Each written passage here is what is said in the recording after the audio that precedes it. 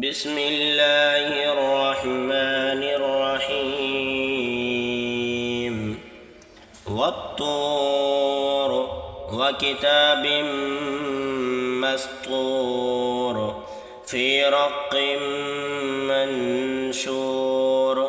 والبيت المعمور والسقف المرفوع والبحر المسجور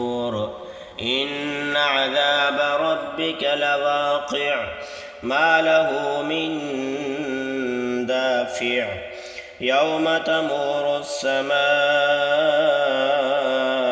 مورا وتسير الجبال سيرا فويل يومئذ للمكذبين الذين هم في خوض يلعبون يوم يدعون إلى نار جهنم دعا هذه النار التي كنتم بها تكذبون أفسحر هذا أم أنتم لا تبصرون اصلوها فاصبروا أو لا تصبروا سواء عليكم إنما تجزون ما كنتم تعملون إن المتقين في جنات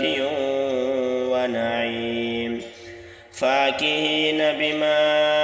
آتاهم ربهم ووقاهم ربهم عذاب الجحيم كلوا واشربوا هنيئا بما كنتم تعملون متكئين على سرر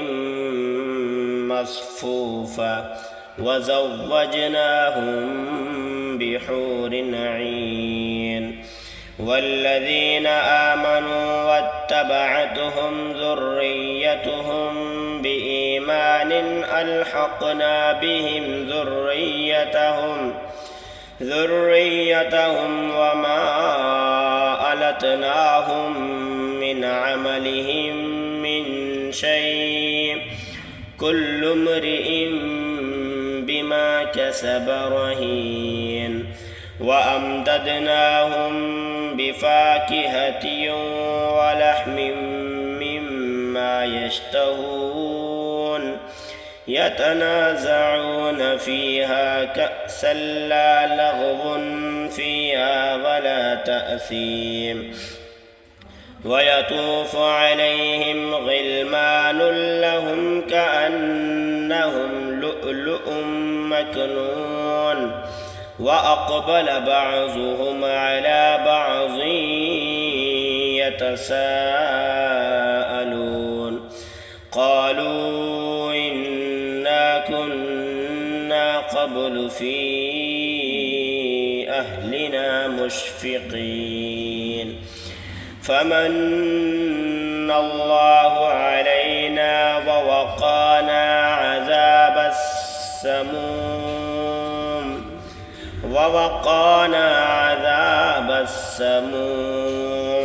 إنا كنا من قبل ندعوه إنه هو البر الرحيم فذكر فما أنت بنعمة ربك بكاهن ولا مجنون أم يقولون شاعر نتربص به ريب المنون قل تربصوا فإني معكم من المتربصين أم تأمرهم أحلامهم بهذا أم هم قوم طاغون أم يقولون تقوله بل لا يؤمنون فليأتوا بحديث مثله إن كانوا صادقين أم خلقوا من غير شيء أم هم الخالقون أم خلقوا السماوات والأرض بل لا يوقنون أم عندهم خزائن ربك أم هم المسيطرون أم لهم سلم يستمعون فيه فليأت مستمعهم بسلطان مبين أم له البنات ولكم البنون أم تسألهم أجرا فهم من مغرم مثقلون أم عندهم الغيب فهم يكتبون أم يريدون كيدا فالذين كفروا هم المكيدون أم لهم إله غير الله سبحان الله عما يشركون وإن يروا كسفا من السماء ساقطا يقولوا سحاب مركوم فذرهم حتى يلاقوا يومهم الذي فيه يصعقون يوم لا يغني عنهم كيدهم شيئا ولا هم ينصرون وإن للذين ظلموا عذابا دون ذلك ولكن أكثرهم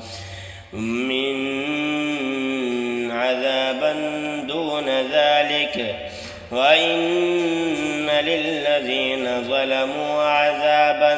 دون ذلك ولكن أكثرهم لا يعلمون واصبر لحكم ربك فإنك بأعيننا وسبح بحمد ربك حين تقوم ومن الليل فسبحه وإدبار النجوم صدق الله العظيم.